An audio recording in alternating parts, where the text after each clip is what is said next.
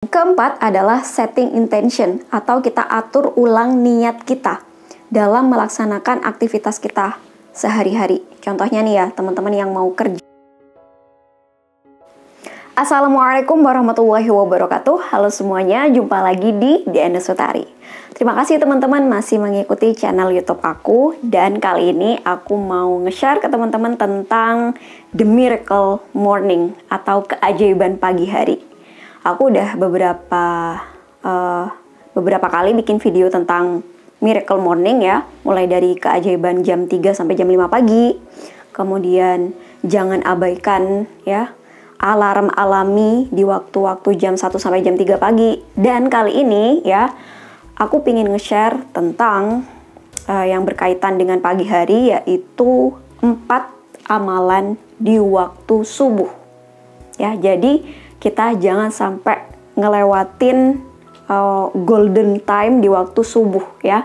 Kita bisa lakuin 4 amalan ini, dan 4 amalan ini fadilahnya itu untuk ya urusan rezeki. Insya Allah dengan ikhtiar kita, dengan kita ngamalin 4 amalan ini, dengan tawasul 4 amalan ini, rezeki kita insya Allah bakal dilancarin oleh Allah Subhanahu wa Ta'ala. Nah, jadi seperti apa lengkapnya mengenai 4 amalan subuh ini? Simak terus videonya ya. Ngomong-ngomong soal The Miracle Morning atau keajaiban pagi hari, sebenarnya bukan hanya di kalangan muslim aja gitu ya. Bahkan orang-orang di luar sana ya, orang-orang western ya, bahkan juga orang-orang di kawasan Asia Timur itu juga ya sangat memanfaatkan waktu di pagi hari. Karena waktu di pagi hari itu merupakan waktu-waktu yang terbaik untuk kita memulai mengubah hidup kita gitu. Memulai hari-hari kita, memulai aktivitas hidup kita, atau juga memulai untuk manifestasi hidup kita yang lebih baik. Atau juga memulai untuk men-setting ulang apa yang benar-benar menjadi impian atau goals kita. Jadi apalagi kita sebagai muslim gitu ya, itu seharusnya sangat berterima kasih gitu dengan pola hidup yang sudah diatur oleh Allah ya, melalui kegiatan ibadah yang diwajibkan, yaitu sholat subuh. Jadi sekali lagi jangan sampai melewatkan waktu emas kita di waktu pagi hari atau di waktu subuh ya. Nah, kemudian di sini aku bakal langsung kasih tahu ke teman-teman 4 amalan waktu subuh. Jadi amalan yang pertama adalah sholat fajar atau sholat 2 rakaat sebelum sholat subuh. Teman-teman pasti udah sering sekali mendengar fadilah sholat ini ya, sholat fajar 2 rakaat sebelum subuh, atau juga ada yang bilang qobliyah subuh, dimana fadilahnya adalah lebih baik dari dunia dan segala isinya. Nah, maksudnya di sini ya, kita tuh kayak bersyukur duluan gitu loh teman-teman. Nah, kalau sholat subuh kan wajib, tapi kalau sholat fajar ya, 2 rakaat sebelum subuh, itu kan menandakan kita tuh bangun lebih awal kita bangun lebih awal dari waktu yang udah diwajibkan gitu. Nah, jadi itu ya, yang pertama adalah sholat qobliyah subuh. Di sini udah ada niat sholat subuhnya, niat qobliyah subuhnya, teman-teman bisa ikutin ya. Jadi ini amalan yang pertama. Dan yang kedua adalah setelah selesai sholat fajar atau qobliyah subuh, kita membaca tasbih malaikat, bacaan tasbih malaikat, yaitu yang lafadznya adalah subhanallah wa bihamdihi subhanallahil azim, astaghfirullahal azim. Jadi satu kalimat tuh, subhanallah wa bihamdihi subhanallahil azim astaghfirullahal azim, sebanyak 100 kali. Nah, ini namanya tasbih malaikat. Dan yang ketiga adalah sholat subuhnya ya. Jadi sholat subuh itu sendiri kita masukin ke amalan di waktu subuh. Nah, kalau yang tadi itu adalah sebelum sholat subuh. Nah, setelah tasbih malaikat tersebut, kita bisa langsung sholat subuh. Atau teman-teman yang berjamaah di masjid atau di musola ya, biasanya kan ada jeda tuh waktu antara adzan sampai mau ke sholat subuh. Insya Allah itu cukup gitu untuk 2 rakaat sebelum subuh dan tasbih malaikat sebanyak 100 kali. Insya Allah cukup kok. Dan setelah selesai sholat subuh, teman-teman bisa lanjutin kayak zikir dan wirid seperti biasa ya. Mulai dari kayak tasbih, tahmid, takbir, istighfar, dan juga tahlil, dan juga ditambah sholawat mungkin, Setelah itu berdoa ya. Jadi intinya setelah selesai sholat subuh, kita masuk ke amalan yang keempat, yaitu membaca Al-Quran surah Al-Waqiah. Ya, jadi yang keempat adalah kita baca surat Al-Waqiah, dan teman-teman udah mungkin banyak yang mengetahui bahwa salah satu fadilah dari ngamalin baca surat Al-Waqiah ini adalah untuk kelancaran rezeki. Itulah 4 amalan di waktu subuh.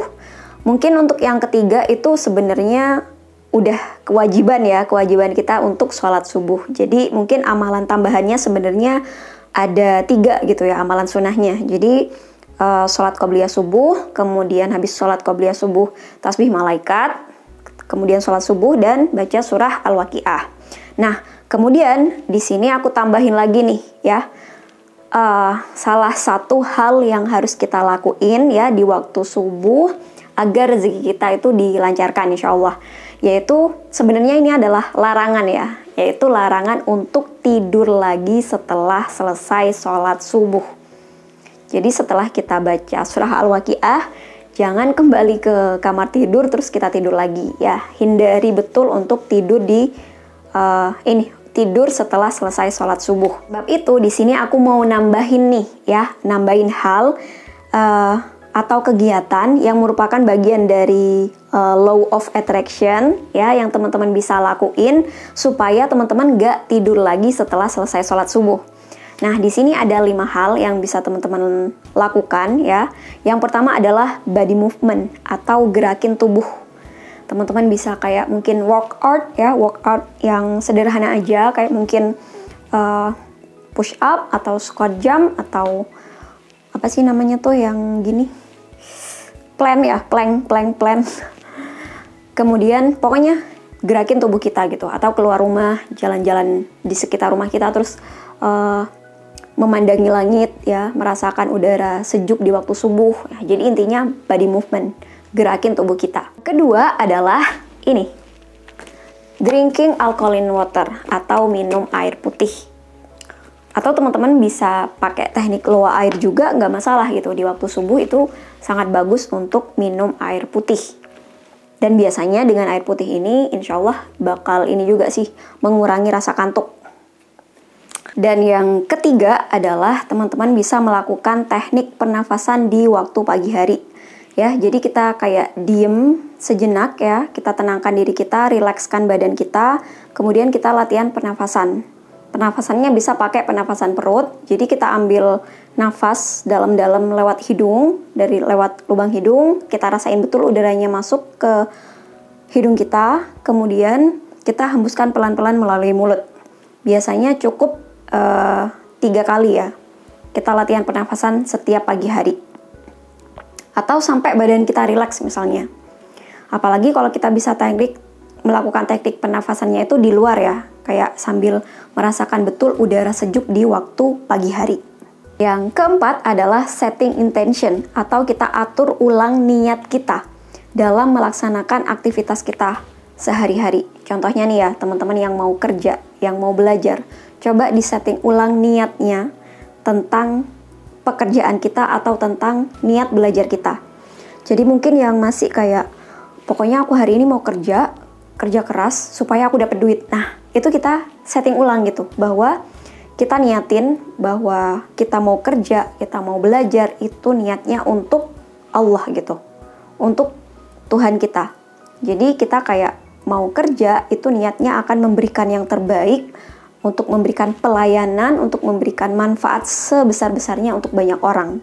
Jadi kita setting ulang gitu ya, niat kita dalam melaksanakan sesuatu. Entah itu pekerjaan, entah itu belajar, entah itu mau berdagang, kita setting ulang niat kita. Dan yang kelima adalah bikin to-do list, atau kita daftar tugas-tugas atau hal-hal apa aja yang harus kita selesaikan di waktu hari itu.